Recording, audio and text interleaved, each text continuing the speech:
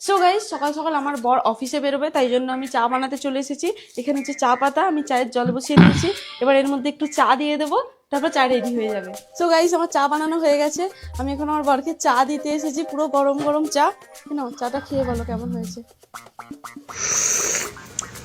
কি চা বানিয়েছো? চায় কোনো চিনি ফেনি নেই?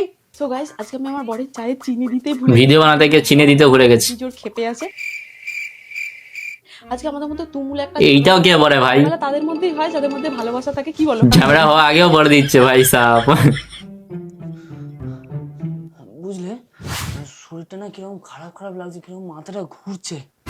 কি বলছো গো? দাঁড়াও দাঁড়াও, 1 মিনিট দাঁড়াও। So guys, তোমরা দেখতেই পাচ্ছ আমার বরের আজকে শরীরটা খুব খারাপ করছে, ওর মাথাটা কেমন ঘুরছে বলছে। তোমরা কমেন্টে জানাও যে এই পরিস্থিতিতে কি করা উচিত। না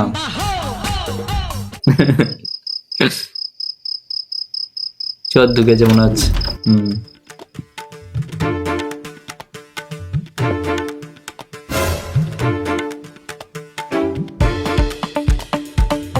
সো গাইস, তোমরা দেখতেই পাচ্ছ এখানে চোর চুরি করছে আমাদের বাড়িতে এসে।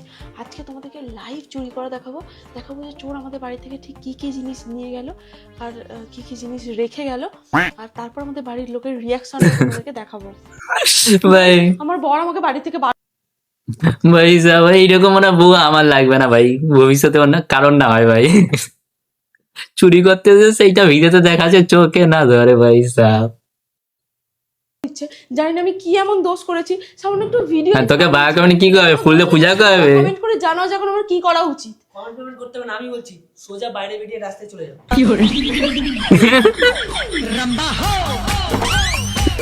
ভাই সাহেব